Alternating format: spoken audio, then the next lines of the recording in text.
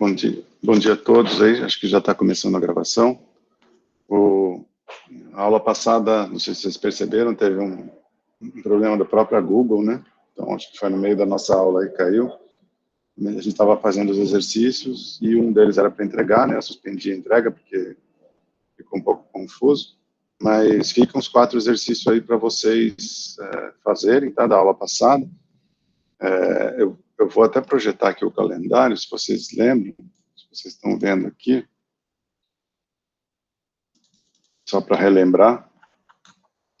Então, a gente está um pouquinho adiantado, como eu fiz na primeira prova, tá? Então, hoje é dia 16, a gente está começando a máquina de fluxo, na verdade não está adiantado, mas eu vou procurar adiantar essas 2 aulas aqui no fundo. Então, eu vou dar o capítulo 10 em 2 aulas, que é a aula de hoje, a aula de segunda, tá? E depois a gente vai ficar com 2 aulas para fazer exercício. Então, como tem 4 capítulos na prova, a gente vai ter 2 aulas, uma aula para 2 capítulos, uma aula para 2 capítulos, então a gente vai fazer exercícios sobre os 4, tá? Então, eu vou procurar adiantar um pouquinho nessas 2 aulas aqui, o capítulo 10, vou dar as partes mais importantes aí para vocês, lembrando que dia 23, 28 e 30 não vai ter aula, tá?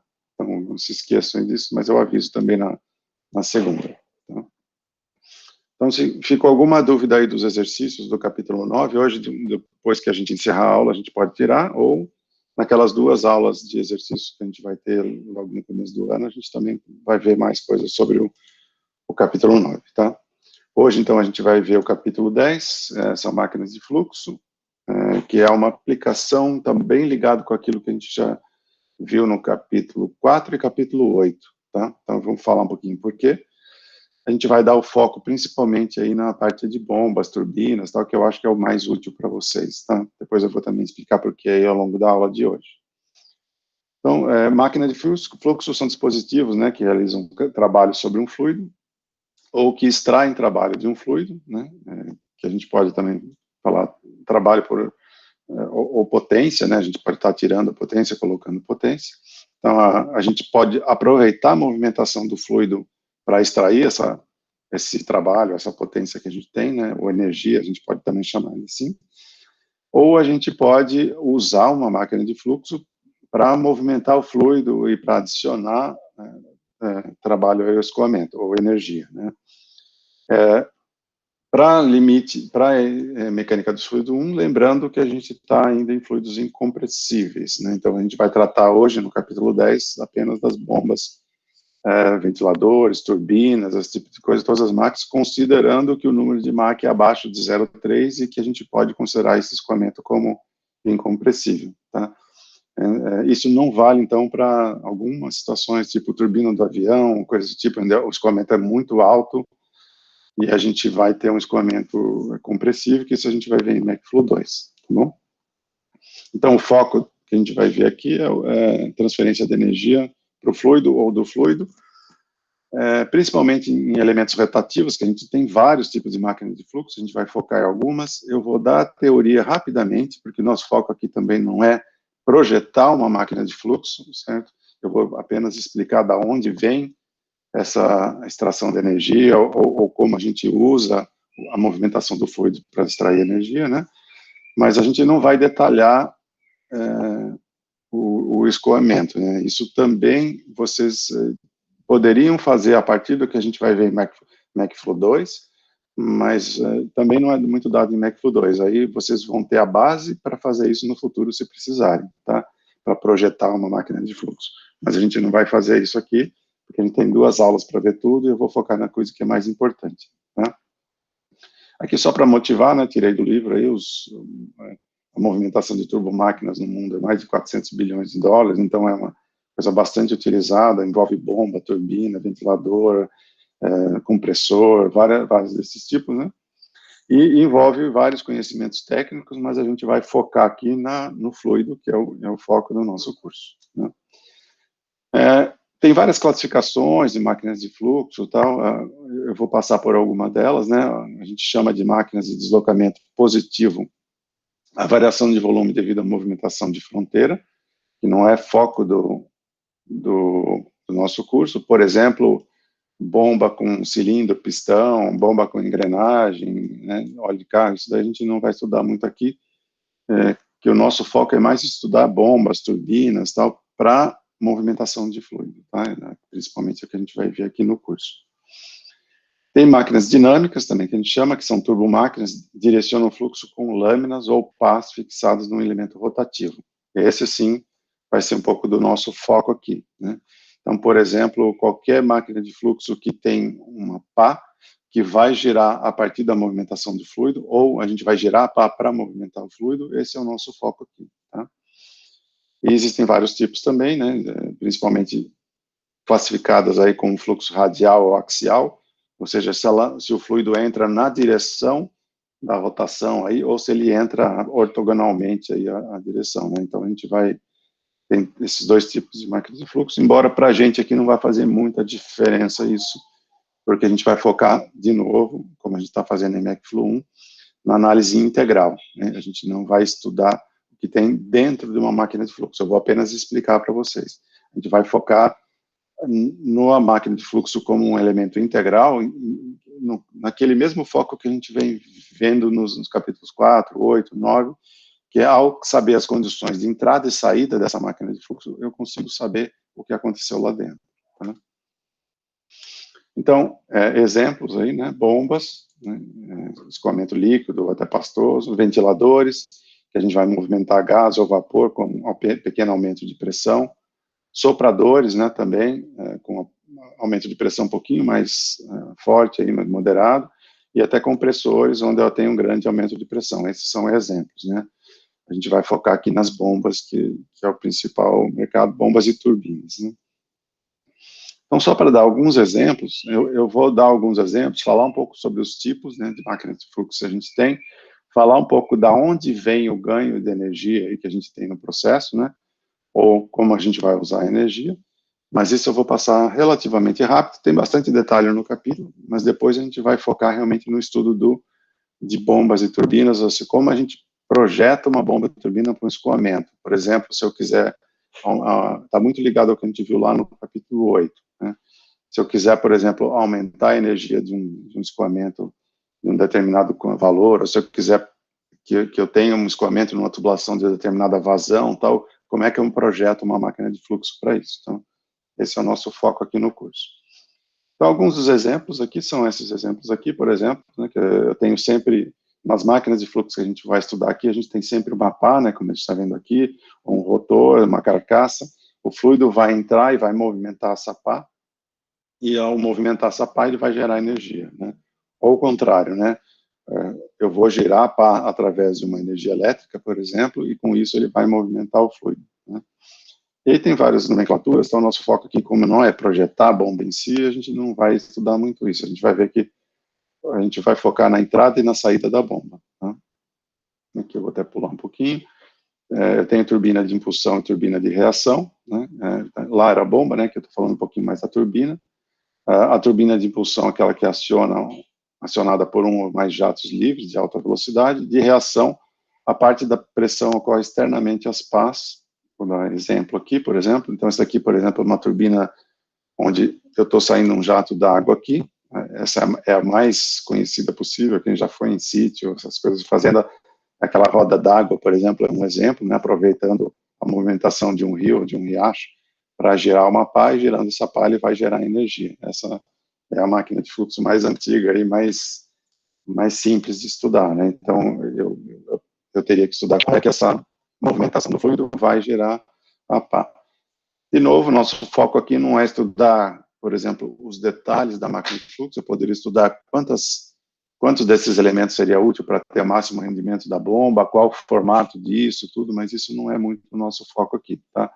O que eu vou estudar é, sabendo que o jato tem uma velocidade e sabendo que na saída eu tenho uma outra velocidade, quanto que eu gerei de energia, o quanto que eu vou conseguir gerar de energia, assim por diante, tá?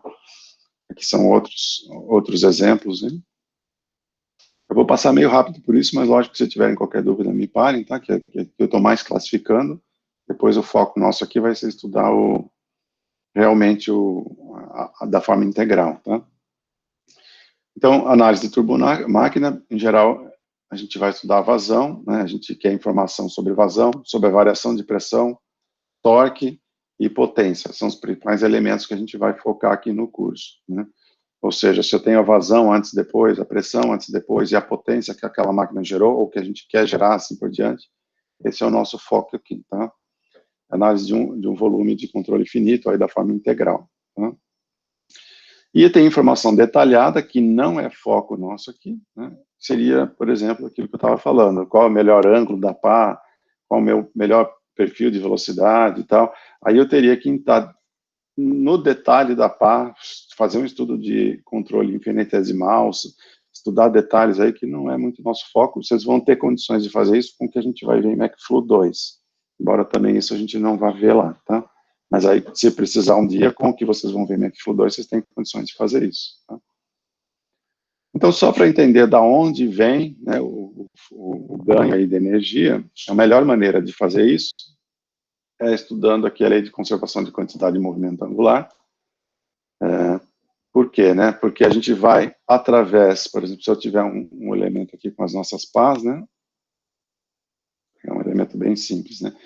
O fluido batendo nessa pá, você pode ver isso naqueles captadores de energia eólica, pode ver isso em ventilador, pode ver isso nas pás da bomba, esse tipo de coisa. Essa pá vai ter um ângulo, né? Ao fluido bater aqui, ele vai causar uma força. Essa força vai causar uma quantidade de movimento, porque essa pá vai girar, certo? E eu vou extrair a energia do fluido exatamente dessa quantidade, ou o contrário, né? Eu vou girar a pá através de uma energia elétrica, por exemplo, e ela vai empurrar o fluido para um determinado lado, para frente ou para trás, dependendo do ângulo da pá, né? Então, de uma maneira bem simples, explicando da onde vem, a gente vai pegar a equação de quantidade de movimento angular, que a gente viu no 4, a gente vai desprezar alguns termos aqui que não são exatamente zero, depois eu vou explicar por quê, mas eles são perto de zero, mas a gente vai desprezar nesse momento para estudar uma turbomáquina ideal, né? Logicamente, esses elementos que a gente vai zerar aqui, não sendo zero, a gente vai mostrar depois que essa turbomáquina não vai ter um rendimento de 100%, ou seja, eu não vou transformar toda a movimentação do fluido em torque de eixo, por exemplo, né? Eu vou perder parte dessa quantidade de movimento angular, ou vai perder parte dessa energia, por algumas razões que a gente vai ver daqui a pouco, né? Mas se eu pensar numa máquina de fluxo ideal, esses elementos aqui são zero, certo? Por quê? Primeiro, eu estou em regime permanente, então eu não tenho esse termo aqui com variação do tempo.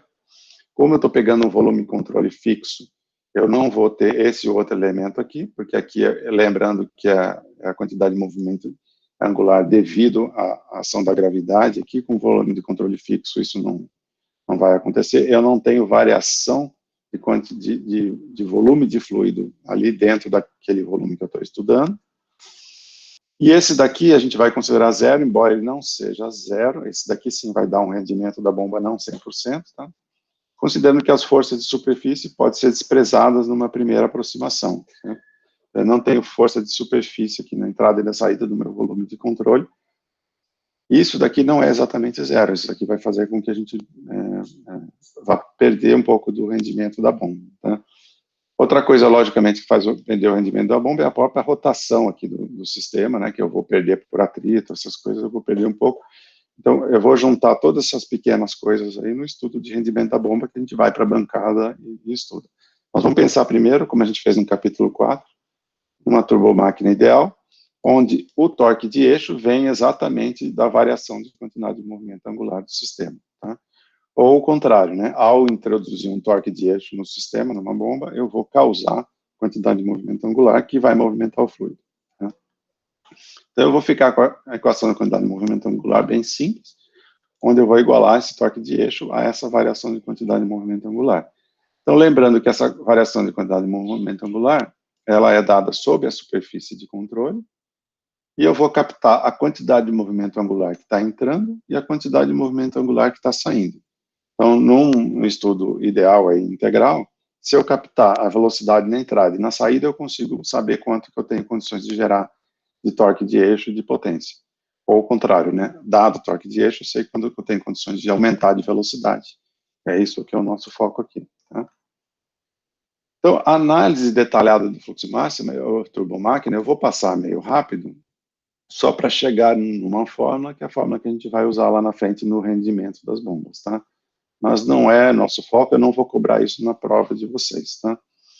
Então, se eu estou estudando esse torque de eixo através de uma entrada, em geral, a turbomáquina, o meu volume de controle, certo? Ele vai movimentar fluido em uma determinada direção, e eu sempre vou trabalhar aqui com uma entrada e uma saída, certo? A entrada a gente está sempre chamando de ponto 1, e a saída a gente vai sempre chamar de ponto 2, né? Então, entendendo essa integral aqui, né, do volume de controle, vai se transformar, como a gente viu, em dois termos, né, um somatório de dois termos. O 1 que é a entrada e o 2 que é a saída, certo? Então, isso vai ser foco aí. Então, se eu pegar uma turbomáquina como essa daqui, por exemplo, eu estou entrando com uma determinada velocidade, e aqui está de forma genérica, né, a velocidade tem um ângulo qualquer, depois a gente vai ver essa velocidade vai se decompor em velocidade tangencial e velocidade na direção aí do normal, né? E na saída eu tenho um V2, que também aqui está de forma genérica, num ângulo qualquer aqui, e tem as suas componentes radial e normal aqui também. Tá? E o 2 aqui é a velocidade de rotação aí do meu sistema, né? Então, na saída eu posso ter uma rotação, e na entrada eu posso ter outra rotação aqui. Tá? Então, a automáquina que está girando, aí pode ser entrada ou saída, depois a gente vai ver. Na entrada tem uma velocidade e na saída tem uma velocidade, né? Então, sempre aqui a 1 é a entrada e 2 é a saída. Eu não vou ficar repetindo isso, mas em todos os próximos slides. Tá? Então, se eu for pegar essa equação aqui, eu estou transformando, então, num somatório de dois termos. E aí eu vou pegar, no caso, como eu só tenho uma direção, lembra que aqui eu teria que trabalhar em todas as direções. Mas como eu só estou trabalhando, por exemplo, numa bomba, uma turbina, ventilador, sempre com uma direção, eu só vou ter um torque de eixo aqui, que é só na direção K, certo? Então, eu não vou trabalhar vetorialmente aqui, eu vou trabalhar só em uma direção. Meu torque de eixo, então, é dado pela componente da velocidade que pode gerar um torque. Então, se eu olhar aqui, por exemplo, essa normal, ela vai passar pelo meu ponto de análise, então ela não gera torque nenhum. Essa radial aqui, ou tangencial, aí sim eu vou gerar uma velocidade vezes esse raio 2 aqui, que vai me gerar um torque, né, que vai ser multiplicado pelo fluxo de massa. Lembrando aqui atrás, lembre que isso é o meu M ponto, né, e aqui é o RV. Então, para a minha equação de quantidade de movimento, eu tenho aqui meu M ponto, e eu tenho aqui meu RV, certo? Transformar esse superfície de controle em uma entrada e uma saída, que é ponto 1 e 2. Então, aqui é a saída, que é o R2 VT2, e aqui é a entrada, R1 VT1, os dois multiplicados pelo fluxo de massa. E aqui um sinal negativo pelo nosso convenção de sinais que a gente usou lá no capítulo 4, certo? Porque o fluxo de massa entrando vai ter um sinal e o fluxo de massa saindo vai ter outro sinal. Então, aqui é positivo e aqui é negativo, certo? Então, esse torque de eixo vai ser dado por essa variação de R2 VT2, onde VT2 é a componente tangencial aí na saída, e o VT1 é a velocidade tangencial na entrada, o R1 é o raio de entrada e o R2 é o raio de saída. Tá? Aí, logicamente, esse torque de eixo vai ser positivo se eu tiver uma bomba e ele vai ser negativo se eu tiver uma turbina, certo? Nessa fórmula aqui. Tá? Na análise de turbomáquina, então, a gente tem aqui a potência que eu vou gerar, ela é dada através da velocidade de movimento angular vezes o torque. Né? Então, sabendo que eu vou gerar um torque, esse torque multiplicado pela velocidade angular me dá quanto que eu posso gerar de potência no processo. Certo? Então, se eu colocar a velocidade angular naquela forma que a gente estava trabalhando aqui, lembrando que a gente eliminou aqui o vetor porque é uma direção só, então eu vou ter a potência é a velocidade angular vezes o torque de eixo, que eu vou multiplicar pela velocidade angular vezes aquela forma que a gente obteve. Ao passar a velocidade angular para lá, eu eu sei que o velocidade angular pelo R2 é o 2, lembra que o 2 é a velocidade que eu estou rodando a pá na saída, e o 1 é o R1 vezes a velocidade angular. Tá? Então, aqui eu tenho, estou fazendo isso tudo para chegar na fórmula, né? Então, aqui eu tenho a potência, que é dada por essa fórmula aqui. E eu quero chegar, na verdade, que a gente vai ver daqui a pouco na equação de Bernoulli, na carga, né? Lembre que a carga é a parte da energia aí que a gente está gerando no escorrimento, né? A carga lá da equação de Bernoulli, ela é dada pela potência dividido pelo m ponto g. Então, se eu dividir isso aqui por m ponto g, eu vou ficar com essa equação para carga, certo? Eu posso trabalhar tanto em termos de torque, se eu precisar do torque, está gerando isso daqui. Posso trabalhar tanto em termos de potência que eu estou gerando, e posso trabalhar com carga na equação de Bernoulli, que é quanto de energia eu estou adicionando ou tirando do escoamento. Tá? O que a gente fez aqui foi uma manipulação das fórmulas para a gente conseguir tirar o torque, a potência e a carga em velocidades que eu consigo medir lá no meu laboratório. Né? Ou seja, o U2 é algo que eu consigo medir, o V2 também, o VT2, então eu tiro a partir dali. Então, a partir dessas velocidades de entrada e saída, eu consigo calcular a potência, torque e a carga, tá? É isso que a gente está querendo aqui. Então, lembra que a gente fez algumas premissas aqui para chegar nessa fórmula aqui, certo? Então, a gente pode usar essa fórmula aqui para calcular a potência ideal, né? Mas essa ideal, a gente deixou o torque de força de superfície desprezível, certo? Então, lembra que as forças de superfície podem vir das forças viscosas aí de pressão, certo?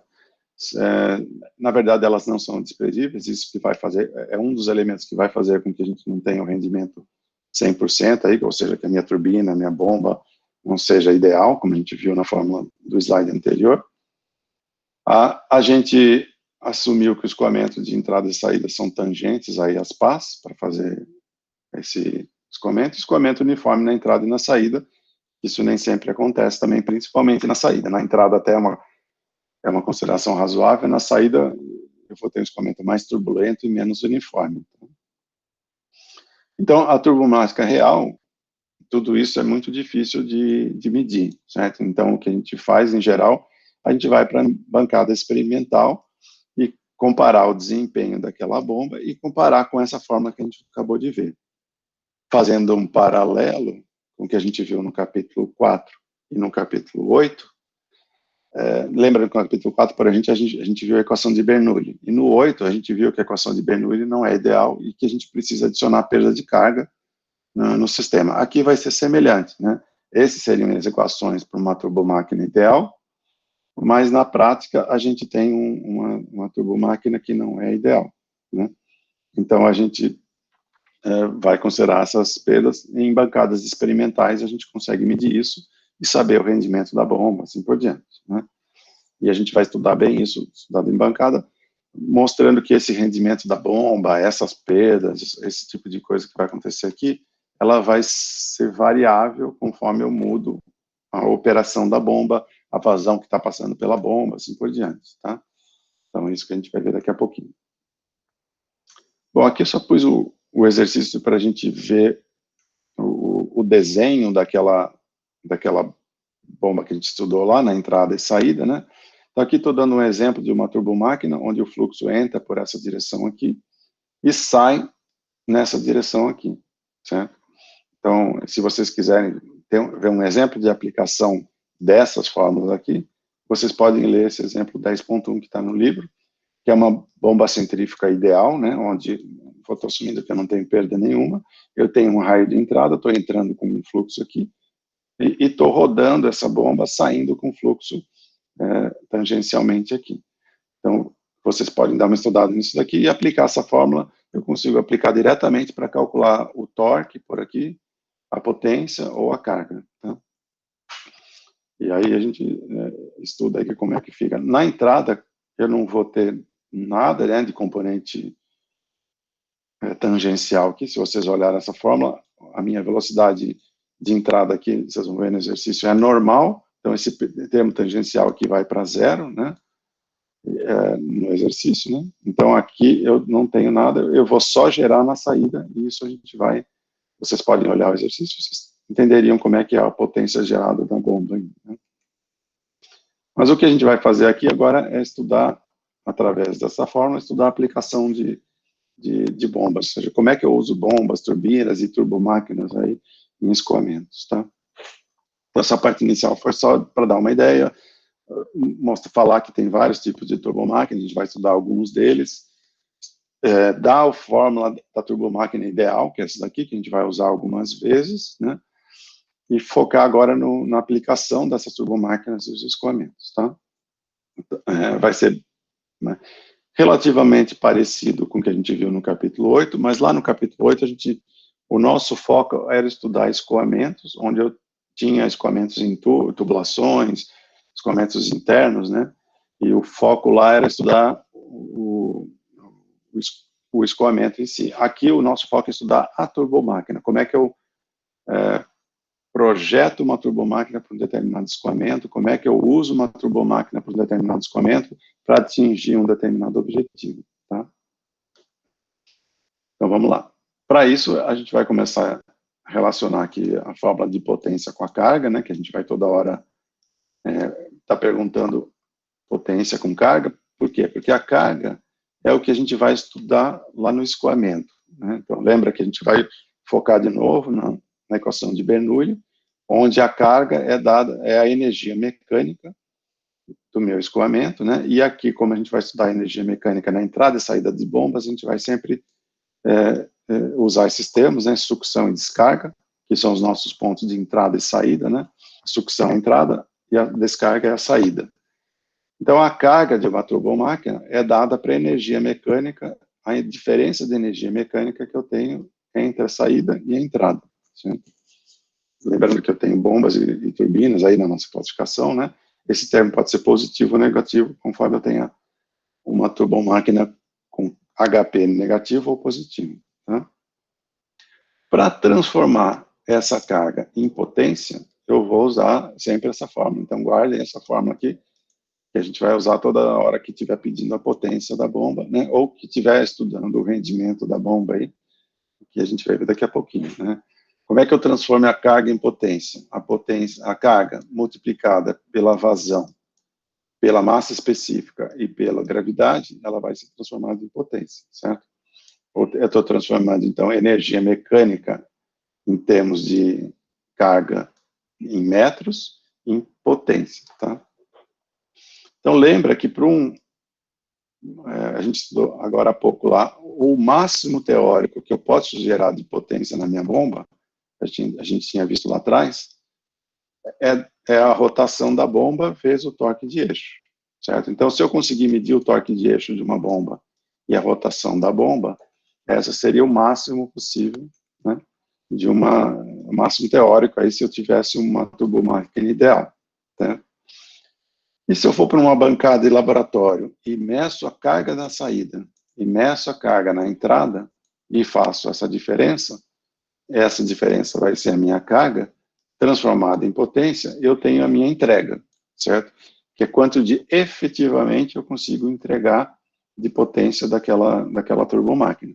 Eu vou, então, medir a carga, eu consigo, por exemplo, no escoamento, medir velocidade, medir altura, medir pressão.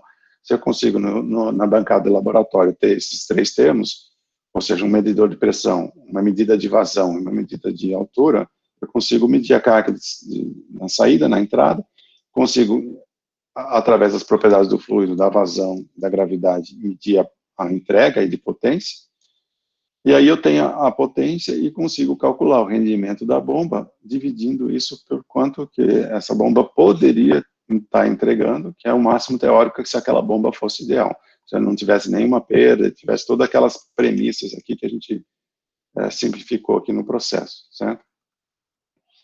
Então, aqui, se eu tenho uma máquina de fluxo que eu tenho trabalho sobre um fluido, que é o caso de uma bomba, por exemplo, né? Eu tenho essa fórmula aqui, que me dá a carga, eu tenho essa fórmula aqui, que me dá a potência, e eu tenho o rendimento da bomba, que vai me dar a potência de entrega sobre a potência que eu poderia gerar. Ou seja, se eu entregar aquilo de energia para a minha bomba, ela vai entregar uma parte dessa energia no sistema, a outra parte ela vai perder, né? Isso me dá o rendimento da bomba. Por que esse rendimento é tão importante? Eu estou falando dele aqui. A gente vai ver daqui a pouquinho que para projetar uma bomba, essas coisas, essa potência, esse rendimento, quanto eu vou entregar, essas coisas, ela é variável com vazão.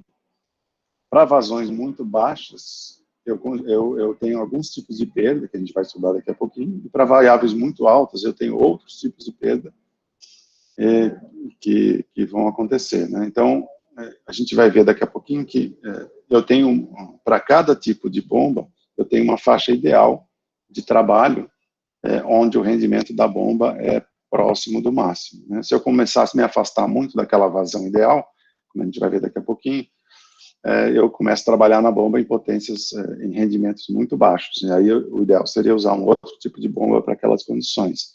E esse é um pouco o foco do que a gente vai ver aqui, tá?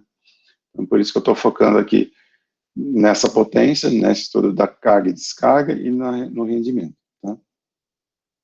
Então, isso daqui é uma bomba, e isso daqui seria uma turbina, por exemplo, que é uma máquina de fluxo para extrair trabalho de um fluido. A fórmula é exatamente a mesma, mas o rendimento vai ser invertido aqui, né? Eu vou fazer o contrário agora. Eu vou para a bancada, vou entrar, calcular de novo as minhas propriedades de entrada e de saída. Com isso, eu consigo saber quanto que eu conseguiria gerar de forma ideal, né, de carga.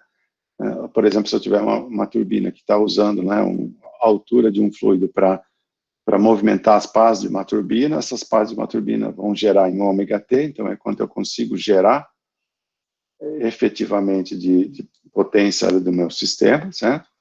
Meu ômega vezes o trabalho, mas se eu medir o potencial de entrada menos o de saída, eu teria quanto poderia gerar. Então, dividindo um termo pelo outro, também eu vou ter o rendimento da minha turbina. De novo, eu vou ter uma faixa de operação onde eu vou ter esse rendimento próximo do ideal. Tá? Só que aqui, olhem que ele é invertido em relação a esse, né? Aqui, numa bomba, o ideal teórico é quanto eu estou transmitindo de energia para minhas pás, e o útil, ou o efetivo, é quanto eu medir na entrada e saída, porque eu estou transferindo trabalho para o fluido, então eu vou medir esse trabalho no fluido lá. E nem todo o trabalho que eu entrego para a bomba eu consigo transferir para o fluido. Na turbina é ao contrário, né? Eu teria o que efetivamente eu estou transferindo para a turbina, que é o torque de eixo ali, ou a potência que eu consigo gerar no eixo. E esse daqui é o ideal, né? Medindo a entrada e a saída, é quanto que eu poderia gerar. Se eu não estou transformando tudo isso efetivamente no torque eixo, é porque eu estou perdendo energia no processo, né? Eu estou perdendo de novo por todas aquelas hipóteses simplificadoras que a gente citou nos slides anteriores. Tá? Então, uma coisa é a outra. A gente vai estudar um pouquinho mais as bombas aqui, mas as turbinas são exatamente o contrário, né? O inverso, né? Então, vamos lá. Então, o que a gente vai estudar aqui? Se tiverem dúvida, vão me parando, tá? Então, de novo, a gente classificou as turbomáquinas, focou naquelas que a gente vai usar. Aquelas que a gente vai usar aqui são principalmente aquelas que são relacionadas a escoamentos de fluido, né? Então, principalmente aquelas que têm pás rotatórias aí e essas pás vão transmitir trabalho do fluido para o fluido, né? A gente viu as fórmulas ideais aí que conseguem, então se eu for trabalhar com pás, a energia vem da rotação dessas pás. Então, através da rotação dessas pás, a gente tem que estudar a equação de quantidade de movimento angular, porque é através desse torque que a gente vai transmitir essa energia. Então, estudou as fórmulas ideais, que são essas daqui. Então, isso daqui é importante para vocês guardarem, né? O resto ali é só teoria, né, para vocês verem. E isso daqui, que é bem importante também, a gente vai usar bastante aqui, que é o torque para bombas e para turbinas, tá? Então, o que a gente vai fazer agora? Mostrar para vocês como é que a gente estuda essas bombas e turbinas em escoamentos, e como é que a gente estuda o que a gente chama de característica de desempenho, que é o que eu estava falando para vocês, né? Então, se eu estiver projetando determinado sistema, por exemplo, eu estou elevando petróleo do reservatório, que é a minha área de trabalho, para a superfície. E eu quero projetar uma bomba para movimentar esse fluido do reservatório lá no subsolo para a superfície, para a plataforma. Como é que eu vou projetar uma bomba, né? Logicamente tem mais detalhes do que a gente vai ver aqui, mas o básico é esse daqui. Eu tenho que pensar, eu tenho que ir para uma bancada, pegar a bomba que eu estou pensando em usar para aquele sistema, pensar no escoamento como um todo, que aí viria o que a gente viu no capítulo 8, saber de quanto de potência eu preciso para movimentar aquele fluido. A gente vai fazer isso através da equação de Bernoulli com perda de carga e aumento de carga. E o que a gente vai focar aqui é estudar como é que eu escolho a bomba que eu vou usar naquele escoamento, por exemplo, né? Isso vai depender aí da potência que eu preciso, da vazão, da diferença de pressão que eu preciso, por exemplo, diferença de pressão, o torque que eu preciso, ou os requisitos de potência. Aí a gente vai estudar para aquela bomba que está dentro da faixa de utilização de vazão e pressão que eu preciso, qual é a eficiência que eu vou trabalhar na bomba, assim por diante, tá? É isso que é o foco aqui. E para fazer isso, a gente, lógico, precisaria fazer uma análise experimental, que a gente não vai fazer aqui, mas a gente vai usar análises experimentais com esse tipo, né, em laboratório. Eu teria que, ao ter uma bomba, ir para uma bancada, medir velocidade, vazão, torque, pressão, esse tipo de coisa, e aí estudar para vários tipos de combinações aí, mas aí, logicamente, para números adimensionais, a gente mostra que só variando a velocidade e vazão a gente consegue estudar esse problema. Então, variando velocidade e vazão, a gente consegue medir torque e aumento de pressão e estudar as características de desempenho da bomba para as várias condições que ela pode operar, tá?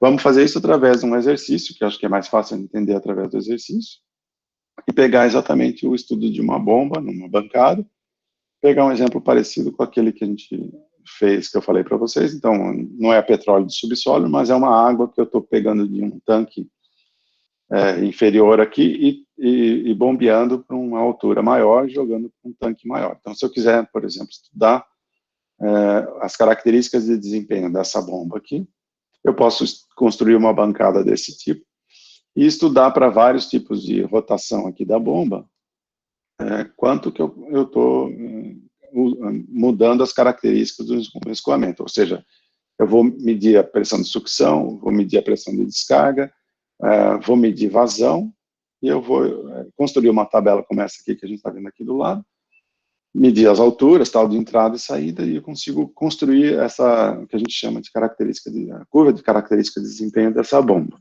né? E depois, logicamente, se eu quiser usar essa bomba no escoamento, eu vou usar essa curva para escolher se essa bomba vai realmente ser efetiva naquele tipo de escoamento que eu vou ter na prática, tá? Então, vamos fazer isso através do estudo desse exemplo aqui. Eu vou mostrar o exemplo para vocês. Vamos lá. Então, isso aqui nada mais vai ser do que a aplicação dessa fórmula aqui, certo? Estudando a carga de entrada, a carga de saída, o torque de eixo que eu estou gerando para as determinadas vazões, e aí vou estudar o rendimento para cada uma desses tipos de características, certo? Então, eu iria para a bancada, por exemplo, mediria, eu vou variar, nesse caso aqui, eu vou variar a corrente do motor, certo? Eu não quero entrar muito na parte de engenharia elétrica, aí, então eu acho que, deixa eu ver aqui, eu acho que ele deu aqui, mas qualquer coisa eu não vou focar muito nisso, assim, a corrente do motor, quanto maior a corrente que eu estou dando no motor aqui, mais ele está aumentando a rotação da bomba, né? Então a gente vai focar direto na rotação aqui. O ideal para a gente já seria, para engenheiro mecânico aqui, já seria transformar essa corrente do motor já em velocidade angular aqui, ou torque que a gente está rodando a bomba, tá?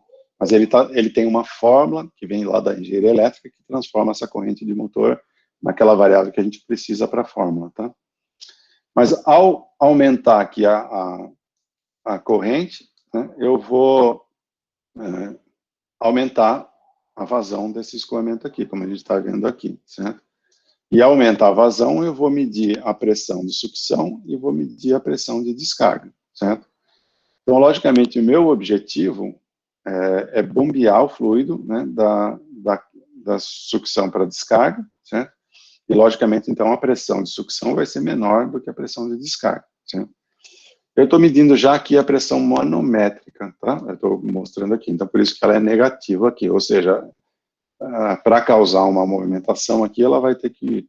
Aqui é a pressão atmosférica, né? Então, aqui eu tenho uma pressão manométrica zero, certo? Então, nessa parte de escoamento, nesse lado de escoamento aqui, eu estou transformando a pressão em manométrica negativa, ou seja, ele está puxando o fluido. Para puxar o fluido, ele vai fazer com que esse fluido vá com uma pressão manométrica negativa, certo? E a pressão de descarga, logicamente, é uma pressão positiva, porque ela vai ter que ser maior do que zero, porque aí ela vai causar esse escoamento aqui, certo? Então, eu estou descarregando aqui de novo para a pressão atmosférica, então a pressão de saída aqui vai ser 0, né? Pressão menos pressão atmosférica. Então, para jogar a pressão para zero aqui, eu vou ter que vencer toda essa altura aqui, então eu tenho que aumentar a pressão de descarga, certo? Então, logicamente, a pressão aqui é menor do que zero e aqui a pressão é maior do que zero. E, logicamente, conforme eu vou aumentando a corrente do motor, eu vou mudando essas pressões. E observem que, conforme eu vou aumentando a corrente do motor, eu estou diminuindo essa pressão aqui, ou seja, eu estou aumentando a vazão, mas eu estou diminuindo isso daqui, certo? E diminuindo um pouco isso também, mas diminuindo mais, em maior grau, isso daqui, ou seja, o meu ΔP está mudando aqui. Ou seja, a carga de entrada e saída, ela está mudando, o que faz com que, conforme a minha vazão vai aumentando, eu vou perdendo um pouquinho de eficiência, como a gente vai ver daqui a pouquinho, tá?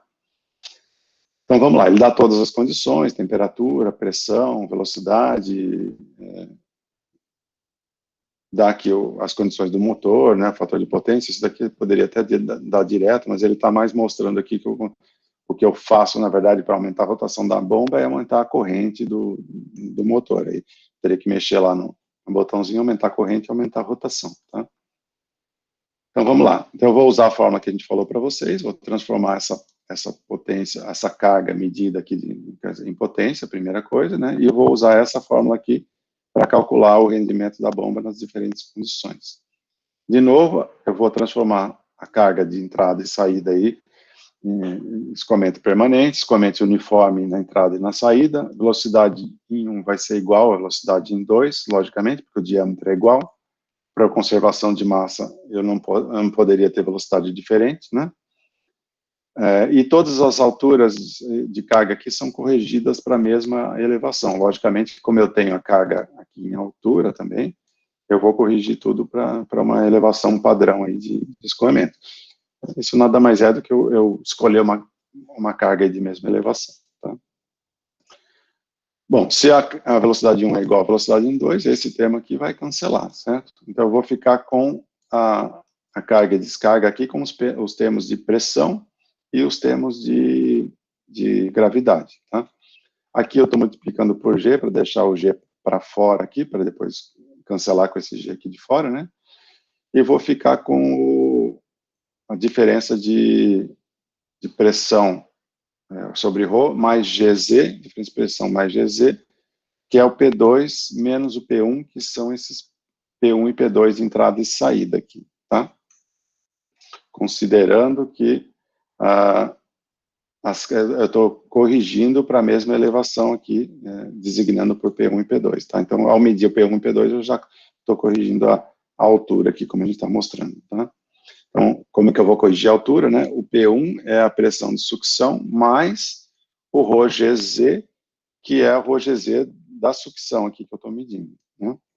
E o P2 é o PD mais ρGZ, que é o ρGZ da descarga, tá? Então, se eu estou medindo aí a sucção, eu estou medindo P1 e P2, mas o que eu quero é a pressão de sucção e pressão de descarga, tá? Só que eu poderia estar medindo exatamente na sucção e descarga, mas aqui ele fez um pouquinho diferente, né? Ele mediu aqui e aqui. Então, eu tenho que corrigir essa altura da onde ele mediu a correção. Então, é mais um exemplo para a gente medir. Mas, logicamente, na bancada eu não consigo medir a pressão exatamente na descarga. Eu vou medir a pressão em algum ponto, eu tenho que corrigir essa altura. É só isso que ele está fazendo aqui, tá? Então, ao calcular, então, P1 e P2, eu vou corrigir sempre esses pontos, tá? Então, aqui ele está dando aqui para... Essa aqui é para a primeira condição, né? Deixa eu ver qual vazão que ele deu aqui. Ele está calculando para uma das condições. Ele está calculando para esse ponto aqui, tá? como exemplo, e depois ele vai mostrar os outros aqui, tá? Então, ele pegou esse menos 39 aqui e o 230 para fazer o cálculo nessa condição aqui de vazão de 227. Aqui é o menos 39 e aqui é o 230. Então, ele calcula o P1, calcula o P2, ao calcular o P1 e P2 dividido por ρg, ele calcula o HP, certo? Ao calcular o HP, ele vai jogar nessa fórmula aqui, e com a corrente no motor, ele tem uma fórmula que calcula aqui esses termos aqui, certo? E aí o G e o C eu tenho, e a vazão também é dada, que a vazão é 227, tá? Aqui é metros cúbicos por hora, tem que corrigir para SI também, cuidado, né? Então, medir P1 e P2, corrigir aí para as alturas de carga, calculei a variação de carga aqui do sistema, né? Essa variação de carga aqui deu uma carga de 28 metros, joguei lá para a fórmula para calcular a potência, essa carga 28 metros multiplicada pela vazão, vai dar, então, uma potência de 17,3 vezes 10 a 3 watts. Essa daqui é a forma que eu falei para vocês, para calcular a potência de entrada a partir da corrente, né? Que para a gente não é importante. Se eu for dar isso aqui no exercício para vocês, aí na lista, na prova, eu já daria direto a potência aqui da bomba, né? Transformaria direto essa potência aqui para facilitar o cálculo de vocês, tá? Ou poderia dar o ômega e o T aqui para vocês calcularem o ômega T aqui de baixo, tá? Isso daqui é mais uma fórmula aí de elétrica que a gente transforma aí essa corrente no motor em potência, tá? Então, ao transformar em potência, eu vi que eu estou, na verdade, com uma potência que eu estou gerando aí através da corrente de 20 watts. 20 vezes 10 a 20 miliwatts, né? E aqui eu estou transformando efetivamente no expoente em 17. Então, essa diferença de 20 para 17 é a potência da bomba que eu estou gerando. Então, se eu dividir o 17 por 28 aqui, tem algum erro. Ou aqui é 28 ou aqui é 20, tá? Aqui deveria estar substituindo direto aqui, tá? Depois eu preciso ver se dividido por 20 dá 0,84 ou se aqui que ele errou no cálculo, tá? Então, um dos dois está errado. Aqui ou é 28 ou é 20, tá? Mas, de qualquer forma, eu pegaria isso aqui, substituiria aqui e chegaria no rendimento da bomba, que é 84%. Tá? Então, para essa condição aqui medida, eu fui lá na bancada, medi as condições de entrada e de saída, medi a corrente, joguei na fórmula aqui da potência e consegui calcular aí o rendimento da bomba. Tá? Se eu fizer isso para todos os pontos da tabela, eu vou ter uma curva como essa daqui, tá? Que é o que a gente vai estudar aqui na potência da bomba, onde aqui eu tenho a altura de carga da bomba, aqui eu tenho a potência da bomba, né? E estou mostrando também o rendimento da bomba. Aqui está meio difícil de ver as diferenças, né? Mas aqui a altura de carga que eu estou medindo a eficiência é essa daqui. Eu vou colocar um X aqui para facilitar para vocês, tá? Então, o ponto que a gente calculou foi o de vazão 227. 227, o ponto que a gente calculou é esse daqui, certo? Então, o que a gente estava calculando é esse daqui. Aqui é o rendimento da bomba que a gente calculou em 0,84. Esse daqui, né? Desculpa colocar uma bola aqui. Então, desculpa, aqui é a eficiência, né, que a gente mediu em 84%. Aqui é a potência de entrada, que a gente tinha calculado, que é o 20,5, que é esse daqui. A potência eu vou colocar aqui um triângulo, para facilitar aqui, que é esse daqui, né? E aqui é a altura de carga que a gente calculou, que foi o 17. Desculpa, peraí. A altura de carga é 17. Não, desculpa, a altura de carga não é 17, a altura de carga não é a potência. Ele poderia ter plotado a potência, mas o que ele plotou foi esse daqui, 28, tá? Então, aqui a altura de carga é 28, que é, aí sim, esse daqui. Altura de carga por aqui. Então, aqui ele está plotando em termos de altura. Eu poderia ter plotado aqui a potência de entrada também, tá? Que, na verdade, é proporcional, né? Mas, em geral, a gente plota realmente a altura de carga, a gente vai ver depois por quê. Eu estou preocupado, o que eu vou usar dessa curva aqui é essa curva aqui, que a gente vai usar bastante no exercício, porque depois a gente vai dimensionar o nosso escoamento a partir dessa curva aqui, vocês vão ver daqui a pouquinho, ou na aula que vem. Só que essa curva aqui também é importante, vou colocar aqui até em curva vermelha, né? Essa aqui é a curva vermelha, que é o rendimento da bomba. Essa curva é importante, porque eu quero trabalhar nessa faixa de rendimento aqui, certo? Uma faixa aí próxima de 80%, acima de 70%, 75%, 80%, até o máximo que eu consigo chegar aqui de 84%. Então, para essa vazão que a gente mostrou, ele está trabalhando num rendimento bem próximo do máximo, certo? Para vazões muito baixas e para vazões muito altas, olhem que o rendimento ele é bem menor, né? Então, para vazões muito baixas, eu vou chegar aqui em rendimentos bem baixos, e para vazões muito altas, rendimento. Daqui a pouquinho eu vou explicar as causas disso, tá? Mas essa curva de eficiência é importante, porque cada bomba que você estudar em turbina, ela vem no manual dela, então, a faixa de operação disso daqui ideal é para vazões aí, né, dimensionadas desse tipo, certo? Eu não vou operar muito fora dessas vazões, porque eu começo a ter rendimentos muito baixos, né? Aqui é mais uma curiosidade, né, que é a potência de entrada, mostrando que a gente, aumentando a corrente, aí, aumentando a potência de entrada, eu vou aumentar a vazão. Então, a bomba, quanto mais potência eu dou nela, mais vazão eu vou ter, mas a gente está vendo aqui que é uma curva aqui que vai crescendo com vazão, né? Mas o que a gente vai usar mesmo deixa eu pegar outra cor, depois a gente vai ver aqui nos estudos, é essa curva azul aqui, isso, azul é a mesma cor da coisa, mas é essa curva aqui que a gente vai estudar, tá? E o que a gente está vendo aqui é que conforme eu vou aumentando a vazão, eu vou ter alturas de cargas menores, certo? Ou seja, quanto menor a altura de carga, maior a vazão que eu estou conseguindo transmitir aí a minha potência, tá? Isso que a gente está vendo aqui, tá?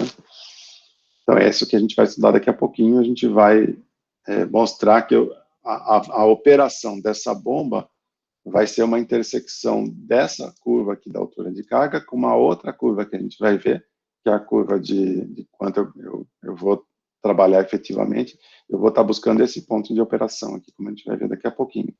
Então, isso aqui é quanto a bomba consegue entregar.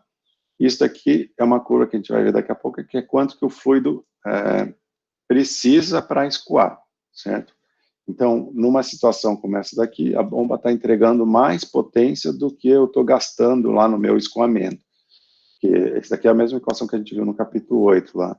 Então, se eu estou transmitindo mais potência da bomba do que eu consigo, do que eu estou gastando no escoamento, então a vazão vai aumentar, certo? A vazão aumentando, isso aqui é a vazão, né? Eu vou diminuir essa altura aqui, isso aqui vai diminuir essa diferença. Então, vai aumentar mais um pouquinho. Se eu estou no outro lado da bomba aqui, eu estou gastando mais energia para escoar o fluido do que a potência da bomba consegue entregar, como a gente vai ver daqui a pouquinho. Então, a vazão vai diminuir. Esse ponto aqui, então, vai ser o ponto de operação da minha bomba. É isso que eu quero focar no estudo de vocês, que é o que é mais importante aqui do capítulo 10, tá? E para isso, então, a gente vai usar essa curva que eu pus em azul aqui, mas eu vou pôr em outra cor aqui, para o azul é essa curva aqui que a gente vai usar, que a gente obtém de laboratório, logicamente, de uma tabela como essa aqui, estudando essas vazões e tal, eu consigo obter essa curva aqui, que é a curva de potência. E essa curva aqui, a gente vai ver que ela depende do meu escoamento. E eu quero operar dentro dessa faixa próxima do rendimento ótimo, tá? Então, isso que a gente vai focar nos exercícios daqui para frente, na aula de hoje, na aula que vem, tá? Aí, só explicando para vocês por que vazões baixas e altas, está lá explicado no capítulo. Eu tirei esse trecho aqui do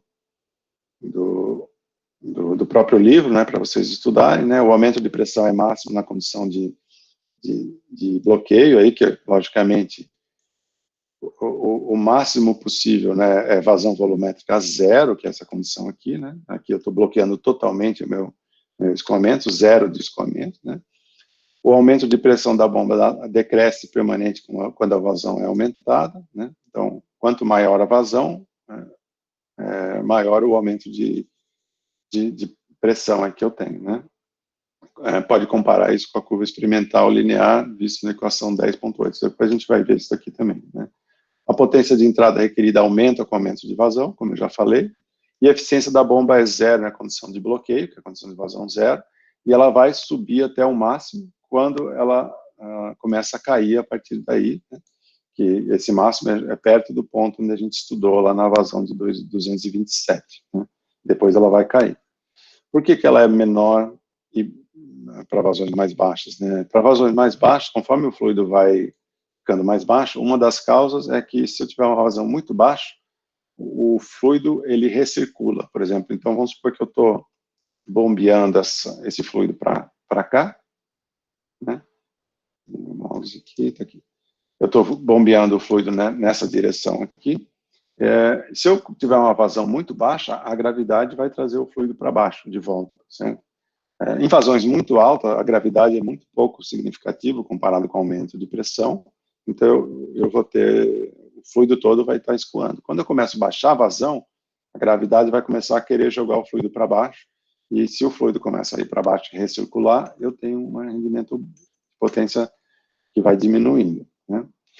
Eu tenho também perda por atrito e vazamento, que pode acontecer, que é essa recirculação de fluido, né? E eu tenho perdas por choque aqui, que aqui no nosso caso não é tão importante, mas a gente tem, né? Então eu vou perder atrito nas pás, tudo aquilo lá que a gente falou que era bomba ideal, se eu não tiver uma bomba não ideal, eu vou perder, né, com isso, né? Eu tenho várias causas, né? Então essas duas aqui aumentam com o aumento de vazão, e essa daqui aumenta com a diminuição de vazão. Então, vai ter um ponto ideal, né, onde eu tenho esse rendimento máximo, que é isso aqui. Tá? Depois, na aula que vem, a gente vai estudar outras coisas que, por exemplo, se através do estudo dessa potência aqui, que a gente acabou de falar aqui, certo? Eu não consigo, essa vazão de operação está abaixo daquilo que eu preciso, a gente vai ver que a gente consegue trabalhar com outros tipos de bomba ou trabalhar com bombas em paralelo ou bomba em série. Por exemplo, se eu quiser aumentar a vazão, eu posso colocar duas bombas, né? Então, essas duas bombas podem trabalhar em série, em paralelo, e a gente vai ver por que a gente usa ou um sistema ou outro. Tá? Ou, logicamente, eu posso colocar uma bomba com outra curva de altura de carga aqui. Tá? Aqui está um gráfico das perdas, né? Se vocês quiserem, ele está explicando direitinho isso aqui no livro, né? As perdas de recirculação, as perdas por choque que eu tenho, perda por atrito e tal, mostrando que as perdas vão aumentando conforme eu aumento o vazão. Algumas perdas vão aumentando, né? Outras perdas vão aumentando conforme eu abaixo o vazão, e que aqui eu tenho um ponto ótimo de altura de carga conforme eu estou, de rendimento conforme eu tenho altura de carga, tá? Ele está explicando isso aí em detalhes no livro. Qualquer dúvida, se vocês derem uma lida lá e tiverem dúvida, vocês me passem na aula que vem, a gente tira, tá? Então, a gente vai fazer alguns exemplos de aplicação, assumindo que a gente está estudando esse tipo de bancada. É o mesmo tipo de exercício que a gente vai estudar algumas vezes aqui, pensando na aplicação dessa bomba aqui, em várias aplicações da bomba aqui, considerando esse tipo de bomba, tá? Então, esse aqui que eu acho que é o mais importante a gente entender no capítulo 10. O primeiro deles, então, é uma coisa que a gente faz frequentemente, que vocês podem ver em qualquer manual de bomba, é que essa curva aqui, deixa eu tirar aqui os comentários, essa curva aqui, a gente vê que a gente pode aproximar ela por uma curva de grau 2, de um polinômio de grau 2, que é um polinômio desse tipo aqui, certo? Onde a carga que eu vou obter, né, lembra que essa aqui é a curva de carga do meu sistema, certo? A carga do meu sistema, de uma bomba, a gente aproxima por isso. Eu tenho uma carga zero aqui, que é a carga que eu teria se eu tivesse vazão zero, certo? Ou seja, se eu não tiver nenhum escoamento na bomba, essa é a carga que eu tenho se eu tiver vazão zero. E essa curva aqui a gente aproxima por uma curva de grau 2, como a gente está vendo aqui, onde o grau 2 é aplicado à vazão, certo? Como era a função da vazão, eu vou construir uma curva de carga da bomba que é proporcionalmente ele começa no H0 e ele vai diminuindo com o aumento de vazão, e a gente, no laboratório, por exemplo, a gente estaria buscando esse coeficiente aqui, A, né, que é o que a gente estaria fazendo, por exemplo, para essa bomba que a gente estudou lá no exemplo anterior, que a gente vai fazer para essa daqui, né. Então, toda bomba que vocês estudarem, vocês vão ver uma curva desse tipo, que é uma curva de grau 2, né, que é quanto que a bomba pode adicionar de carga ao meu sistema para aquela bomba específica, tá? Então, se eu vou lá no laboratório, o objetivo desse exercício é mostrar como é que a gente faz o ajuste desse bomba. A mesma coisa, não vou ficar repetindo tudo, né, só vou mostrar isso mais resumidamente. Ele vai lá na bancada, vai aumentando a rotação do motor, vai aumentando o vazão. Com esse aumento de vazão, ele calcula aqui a vazão ao quadrado, né? Com a vazão ao quadrado, ele vai lá na bancada, como a gente fez no laboratório, no exemplo anterior, e estuda a carga, né? E isso daqui nada mais é do que achar um coeficiente para essa relação entre o Q2 e o H, aqui, tá? Então, eu estou achando o ajuste, tá? Aqui está a curva que a gente obteve, então esses daqui são os pontos, né? Aqui dá para ver os pontos, que são a mesma cor, está meio difícil de ver, estou colitando em azul. E aqui é a curva que ele alinhou, você pode usar isso no Excel, qualquer programa que vai ajustar uma curva. Aqui ele ajustou um A para essa curva aqui, então essa aqui seria a carga medida, essa daqui seria a carga ajustada pela curva, através do A aqui que ele obteve, né? E esse daqui é o erro que eu tenho dessa curva ajustada, né? Então, para ajustar essa curva, eles usam um programinha aí para fazer o ajuste, né? O H, que intercepta o eixo aqui, é 40,4, a inclinação é menos 23 vezes 10 a menos 4, que é o nosso A, né? E o R2 aqui, que é a medida de erro aqui do meu sistema, é 0,995, que é um R2 bom, né? Então, para essa bomba, por exemplo, eu tenho uma carga que vai seguir essa curva aqui, tá? Então, é um exercício bem simples, eu só dei isso daqui porque a gente vai usar essa equação no próximos exercícios aí, tá? Então, para uma bomba desse tipo, que a gente viu na bancada, eu tenho uma carga que é dada por essa equação aqui. Toda bomba que a gente estudar, toda turbomáquina que a gente estudar, pode ser transformada aí numa curva desse tipo, tá?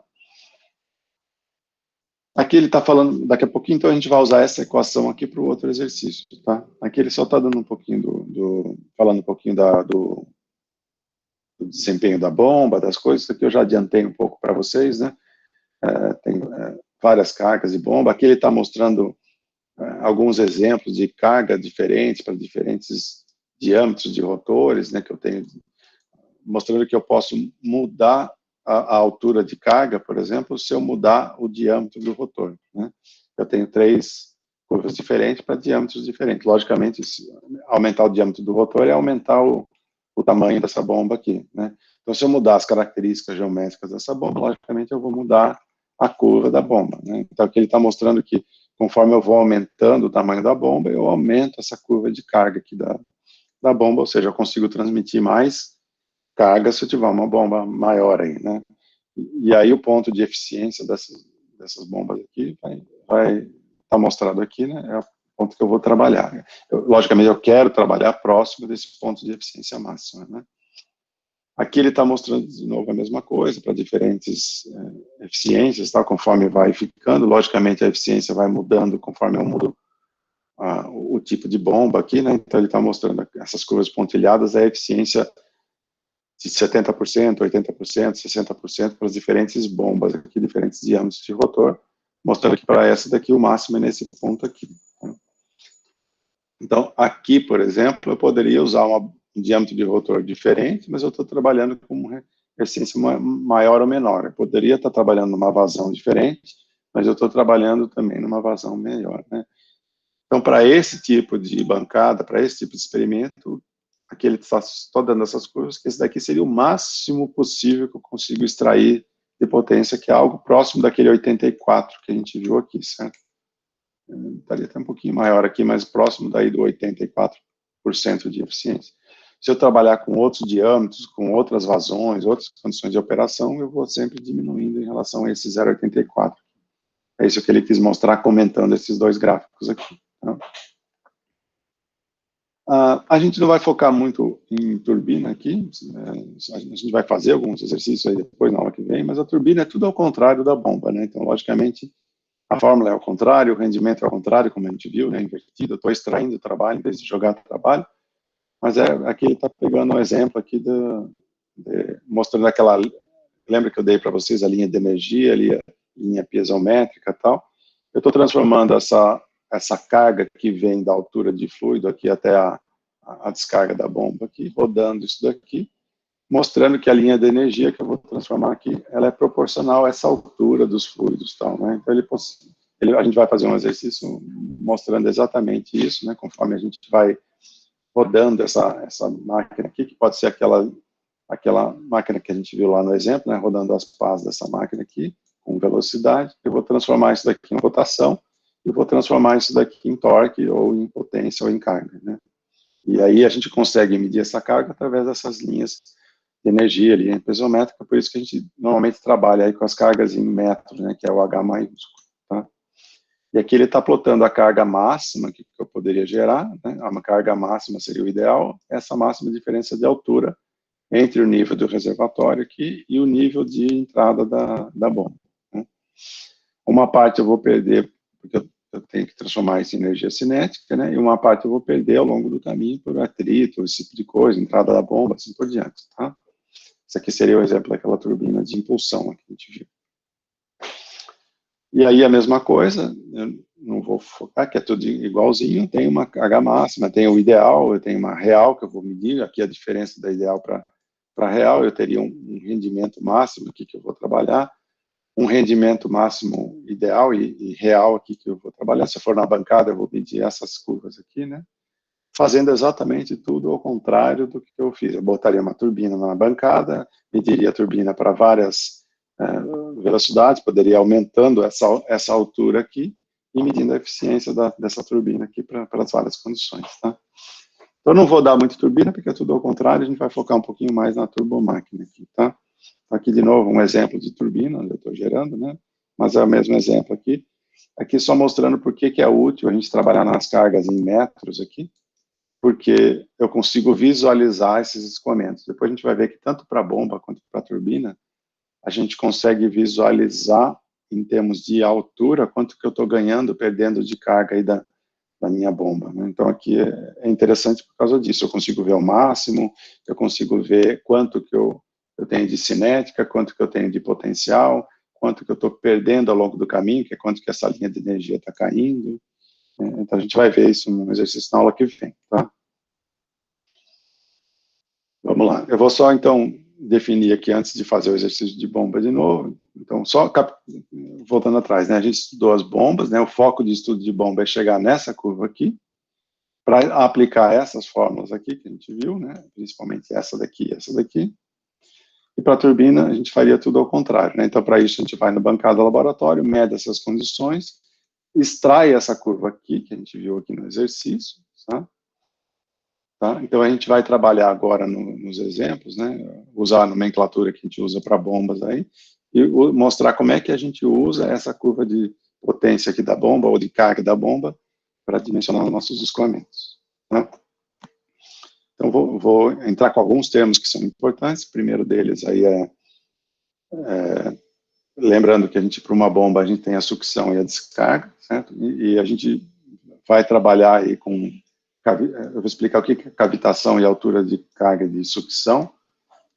Esse é o principal problema de bombas, né? Não sei se vocês lembram aqui, eu transformei eu estou diminuindo a pressão, aqui, ali também, mas aqui é mais claro, né? Aqui eu estou diminuindo pressão, certo? Ao diminuir pressão, eu estou chegando com pressões manométricas negativas, né? Pressão manométrica negativa significa pressão menor que pressão atmosférica. E um dos problemas que a gente tem nesse tipo de bomba aqui é transformar no ponto de menor pressão. Olha que o ponto de menor pressão é o ponto de entrada da bomba, né? Em todo escoamento, sempre que eu estiver tendo, como a bomba vai aumentar a pressão da entrada para a saída, o ponto de menor pressão é sempre a sucção, certo? Então, por isso que a gente trabalha, está sempre preocupado aí com o ponto de sucção. Por quê? Porque esse ponto de sucção, ele é o ponto de menor pressão do meu escoamento, E essa pressão aqui não pode chegar na pressão de vapor, certo? O que é a pressão de vapor? É a pressão onde eu vou começar a transformar o meu fluido de líquido em vapor. E essas bombas, elas perdem muito rendimento quando eu tenho essa, a gente chama desse fenômeno de cavitação. Cavitação é quando eu começo a transformar o fluido em vapor. Ao transformar esse fluido em vapor, a pá vai perder eficiência, porque lembra, eu começo a ter vapor misturado, ou gás misturado com líquido ali, né? E aí, ao ter o gás misturado com líquido, o gás tem o fluxo bifásico aí, né? Gás e vapor vai perder demais o rendimento da bomba e vai começar a dar problemas aí na pá da bomba, que ele começa a dar choques, esse tipo de coisa, como a gente viu aqui, né? Começa a ter esse tipo de choque aqui, que vem justamente porque hora eu tenho gás batendo na pá da bomba, hora eu tenho líquido, então ele começa a dar uma oscilação, né? Essa oscilação causa esse choque vai causar perda de eficiência, tá? Então, por isso que a gente usa essa nomenclatura aqui, que é a cavitação, por isso que eu estou explicando o que é a cavitação, e por que a gente quer uma altura de carga positiva líquida, certo? A gente quer usar a bomba nessa condição limite, eu não quero transformar em vapor, tá? Então, cavitação é esse surgimento de bolhas, né, devido à queda de pressão abaixo da pressão de vapor do líquido, e isso, quando acontece, ele reduz drasticamente o desempenho da máquina, certo? E vai causar não só perda de eficiência, mas também danos e choques e danos superficiais, aí que ele começa a oscilar a bomba, começa a dar problemas futuros na bomba, de manutenção, esse tipo de coisa, né? Então, a gente quer evitar isso, logicamente, então a gente tenta dimensionar, a gente quer trabalhar na eficiência máxima e, além disso, trabalhar sempre com pressão de sucção acima da pressão de vapor, certo? Então, esse é sempre o nosso limite de operação aqui, tá?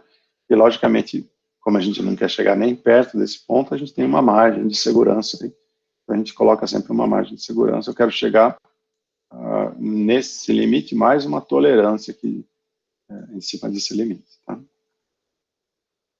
Vou usar a nomenclatura aqui que ele usa no livro, né? A nomenclatura que vocês vão encontrar em manuais de bomba, essas coisas. Se vocês ficarem confusos, vocês me avisem, mas a gente está sempre trabalhando aí com sucção e descarga e altura de sucção requerida e disponível, certo? E a gente trabalha sempre com essa nomenclatura, então cuidado com a nomenclatura para não confundir. Eu estou usando a mesma do livro para vocês acompanharem. A gente poderia usar sempre carga de sucção, carga de descarga, diferença de carga, mas ele trabalha sempre com essas nomenclaturas aqui, que é NPSH, NPSHR, NPSHA, sabe? O NPSH é o net, que é líquido, né? Positivo sucção head, então seria a carga de sucção líquida, certo? A requerida é quanto que eu vou para mandar da bomba, quanto naquela condição de pressão e temperatura, quanto que eu vou ter de requerido para a bomba entregar para o sistema, certo? E a altura de sucção positiva disponível é aquela que deve ser maior do que o R para evitar a cavitação, certo? Então, não sei se ficou confuso, mas o NPSH é a carga de entrada, certo? De sucção.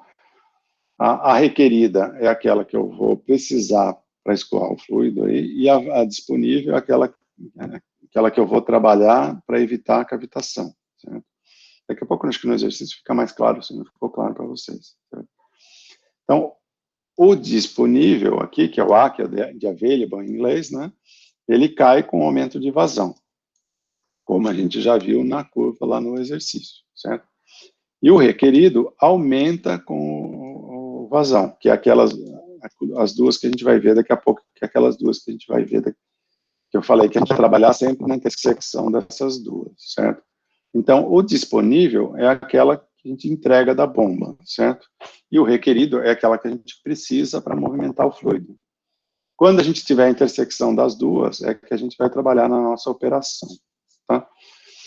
Então, se vocês não entenderam bem a nomenclatura, essa daqui é simplesmente a carga da bomba, que é a primeira que a gente trabalhou, que é o H lá, o HP que a gente trabalhou. e a outra é a carga que eu preciso para movimentar o fluido, que a gente chama aqui de requerida, certo? Logicamente, para movimentar o fluido, se eu tenho lá uma tubulação que eu estou movimentando antes e depois da bomba, assim por diante, quanto maior a vazão, mais perda de carga eu vou ter no meu sistema, certo? Que eu vou perder mais por atrito. Então, ela aumenta com a vazão. E a disponível, que é da bomba, a gente já viu que ela diminui com a vazão, certo? Quanto maior a vazão, menos eu vou ter carga disponível para entregar na bomba. E o ponto de equilíbrio dessas duas é que vai levar ao ponto de operação, como a gente viu lá, e a gente vai ver de novo no exercício aqui, tá? Então, esse ponto de operação vai ser exatamente a intersecção das duas diferenças de carga, certo? Uma que é a curva do sistema e a outra que é a curva da bomba. A curva da bomba, a gente já viu que é essa curva aqui, que é aquela que a gente trabalhou lá no H menos H0 menos o AQ quadrado, então a gente aproxima isso daqui por uma curva quadrática desse tipo aqui.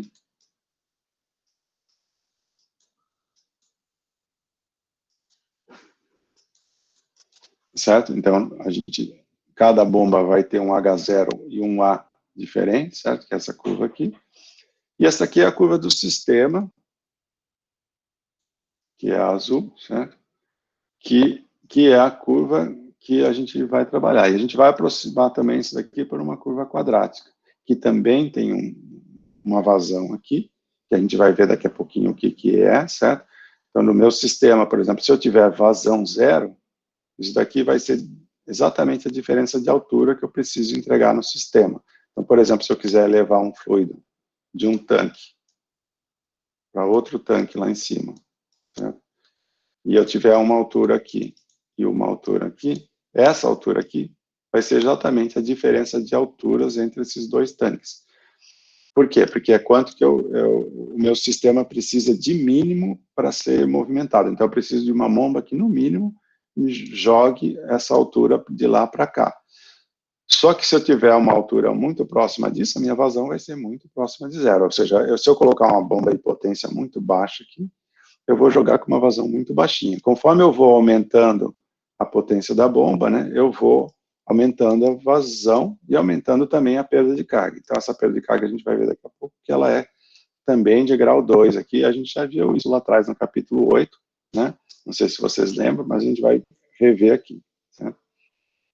Então, essa talvez seja a coisa mais importante para vocês entenderem do capítulo 10 aqui, que é como a gente chega nessa vazão de operação, como a gente dimensiona os nossos sistemas para esse tipo de coisa.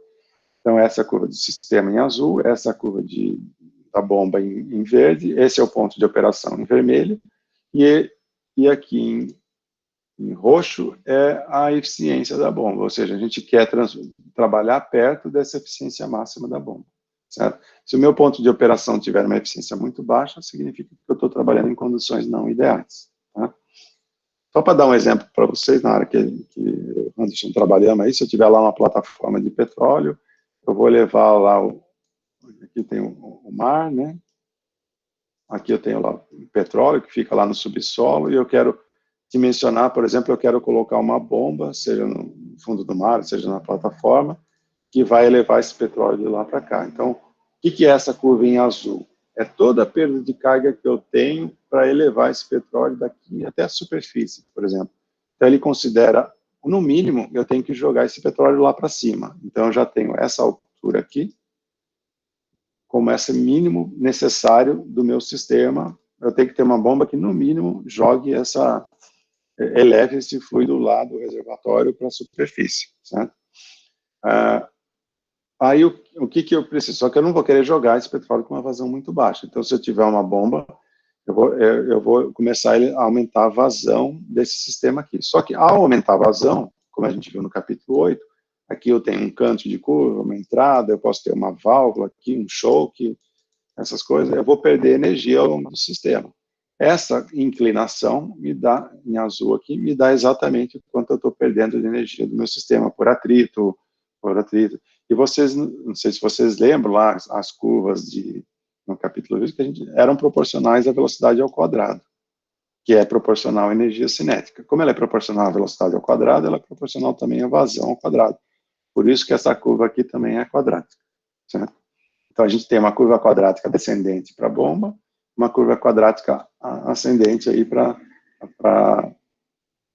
o sistema, certo? E eu vou trabalhar justamente. Então, por exemplo, se eu colocar uma bomba aqui para jogar o petróleo lá para a superfície, qual vai ser a vazão desse petróleo que vai subir? Vai ser exatamente a intersecção dessas duas curvas. Eu vou pegar a curva da bomba, que é essa curva aqui, vou pegar a curva do meu sistema, que é construída a partir da perda de carga desse sistema, então eu teria que pegar por uma velocidade de 1 metro por segundo. Vou lá e calculo quanto que seria o atrito, calculo o número de Reynolds, vou lá na meu diagrama de Moody, vou lá na minha válvula, canto e tal, e verifico qual que é a carga que eu preciso para movimentar o sistema. Por uma velocidade de 10 metros por segundo, faço, por uma 20, vou indo, aí eu vou construir essa curva de sistema aqui. E o ponto de operação vai ser exatamente essa intersecção. Tá? Então, não sei se ficou claro ou não. Aqui, nos exercícios, eu vou trabalhar com as cargas, né, com os Hs, mas no livro ele está trabalhando aí com essas duas nomenclaturas, que nada mais são do que as nossas cargas. Mas uma é a requerida e a outra é a disponível. Tá? Lembrando que ele usa essa nomenclatura porque ele quer trabalhar com a cavitação. Então, ele comparando com a pressão de vapor, ele quer que essa pressão seja sempre positiva em relação à pressão de vapor, sempre maior. Por isso que ele trabalha com essa carga de altura de sucção líquida. Tá? Mas a nomenclatura é a mesma. Tá? Vamos fazer esse exercício, se vai dar tempo. Aqui, eu vou passar por esse exercício aqui. Rapidamente eu vou dar o exercício. Acho que exercício mesmo a gente vai fazer na aula que vem, tá? Eu vou fazer uns 2 e entregar um para vocês fazerem também. Mas aqui é um exemplo, tá? Do NPSHA, que é a disponível, que é do sistema, né? Onde, por exemplo, se eu usar, o que eu estava falando lá para o meu petróleo, né? Vamos pegar, esse daqui é a mesma coisa, onde eu botei esse experimento aqui numa bancada, e estou estudando esse experimento para duas vazões diferentes, duas temperaturas diferentes, uma temperatura de 80 e uma temperatura de 180, para mostrar que a curva do meu disponível, da minha bomba, ela muda conforme a vazão, porque a eficiência da minha bomba vai mudar conforme a vazão, quanto ela vai entregar vai ser disponível, né? Então, eu não vou fazer o exercício, se vocês quiserem olhar, está lá no livro, né? Mas é mais para mostrar para vocês como é importante escolher a bomba. Se eu escolher, por exemplo, para essas condições, uma determinada bomba, a minha disponível e a minha requerida não estão se fazendo a intersecção. Então, eu não vou trabalhar, né, nessa faixa de operação aqui. O que eu tenho disponível, ela é diferente do meu. Então, essa aqui não é uma vazão de operação que eu vou trabalhar. Eu preciso de vazões diferentes, né? Então, eu trabalhar, se eu quiser trabalhar perto dessa vazão, não é nessa temperatura, não vai ser disponível, porque aqui eu vou, voltando aqui, né, minha vazão de operação vai ser bem maior do que essa que eu quero, porque no exercício ele está pedindo para trabalhar nessa vazão, tá? Eu tenho unidades de galão por minuto aqui, mas trabalhando. Já em 180 graus Fahrenheit, eu vou estar trabalhando exatamente próximo dessa vazão de 1000 aqui, como a gente está vendo nessa bomba e nesse sistema. Tá? Se vocês quiserem dar uma olhada, é isso, né? Eu queria mostrar, na verdade, isso aqui, ó, para vocês, né? Esse aqui eu já falei, né? Altura de carga menor, ponto de operação, isso aqui está repetido. O que eu queria mostrar é do sistema, como é que a gente constrói essa curva do sistema. Eu não vou dar tudo de novo, é o que a gente já viu no capítulo 8, certo? Lembra que é a equação de Bernoulli com carga, né? E aquela carga que a gente vai ver, ela vem do atrito e vem das válvulas, todas as singularidades que a gente tem no sistema, essa distribuída e essa localizada. Tá? No livro ele coloca isso aqui, mas eu até prefiro tirar isso aqui, porque as nossas válvulas, cantos, essas coisas, a gente pode trabalhar tudo com essa fórmula aqui.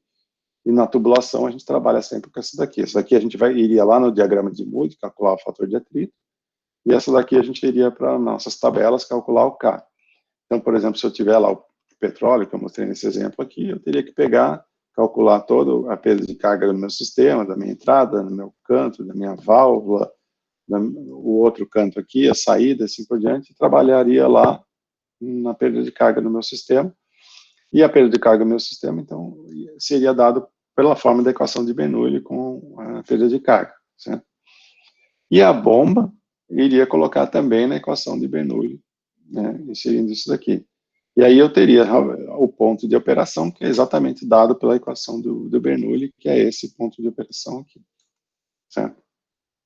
Então, essa daqui é a curva do sistema que a gente constrói, e essa aqui é essa daqui, lembrando que ela é quadrática, porque eu estou proporcionando essas perdas de carga aqui, são proporcionais à velocidade ao quadrado, porque elas são proporcionais à energia cinética. Então, a gente mostrou aqui, tanto essa quanto a outra curva são quadráticas, né? Então, a gente vai trabalhar nesse ponto de operação. Aqui é o exemplo do que eu falei para vocês. Por exemplo, se eu quiser bombear um fluido numa mesma altura, por exemplo, se eu tiver naquele exemplo que a gente viu lá no capítulo 8, lembra que eu tinha um oleoduto e eu estava bombeando o óleo numa altura, numa distância bem grande, mas horizontalmente, né? Então, essa carga do sistema vai começar do zero aqui. Por quê? Porque eu não tenho a altura na nossa equação de carga aqui, se a minha Z1 é igual ao Z2, eu não vou ter diferenças de altura, certo? Então, essa curva do sistema começa do zero. Se eu tiver um sistema como esse, ou seja, como eu mostrei lá no exemplo, onde eu tenho que jogar meu fluido de uma altura inferior como esse, como exemplo do petróleo que eu dei para vocês, eu tenho que vencer no mínimo essa altura aqui. Então, essa altura aqui, ela começa aqui. Então, mesmo que eu tivesse vazão zero, eu teria que ter uma bomba para jogar isso daqui. E para vazões muito baixas, ou para bombas com carga um pouco acima desse 10, eu vou jogar com vazões muito baixas, e aí eu vou trabalhar naquela faixa de operação muito baixa, onde eu vou ter recirculação de fluido, esse tipo de coisa que não é o ideal. Tá? Bom, tudo isso para chegar nesse exercício aqui, eu acho que não vai dar tempo da gente fazer. Então, como já são 9h30, na aula que vem eu vou começar desse exemplo aqui, certo? Onde a gente vai justamente fazer a aplicação daquilo que a gente viu, que é chegar nesse ponto de operação. Então, tem esse sistema aqui, onde eu vai construir a curva do sistema, vai pegar a curva da bomba, que é aquela bomba que a gente estudou lá atrás, por isso que eu dei para vocês, que é aquela equação que eu circulei em verde lá atrás, vai construir a curva do sistema e vai achar esse ponto de operação, tá? E aí a gente vai ver algumas aplicações de, por exemplo, se eu não estiver trabalhando nesse ponto de operação no ponto que eu quero, eu tenho várias coisas que eu posso fazer, como a gente vai ver na aula que vem, eu posso trabalhar com bombas em paralelo, bombas em série, trabalhando aqui, a gente vai mostrar várias categorias aqui, bomba em paralelo, trabalhando em curvas de bomba diferentes, tá? Então, eu vou fazer o exercício, vou falar sobre essas... se tiver dentro do ponto de operação, está ótimo, se não, vou falar de algumas alternativas que a gente tem para isso e fazer mais alguns exercícios para vocês, tá? Então, a gente começa na aula que vem desse ponto aqui, que a gente vai resolver esse exercício 10.9. Espero que tenha ficado claro aí para vocês, foi um pouquinho corrido, mas assim, o principal ponto que eu queria chamar a atenção, que a gente vai focar aqui, é nessa parte do capítulo 10, que é o dimensionamento das nossas turbomáquinas para o determinado escoamento que a gente quer. E disso que a gente vai fazer exercício no ano que vem, e depois, na véspera da prova, a gente vai fazer mais alguns exercícios. Lembra que pelo calendário sobraram 2 aulas lá no final, e essas 2 aulas no final a gente vai fazer exercícios sobre os 4 capítulos, tá? Então, por hoje é só, eu vou parar a gravação aqui, mas se vocês tiverem alguma pergunta, alguma dúvida,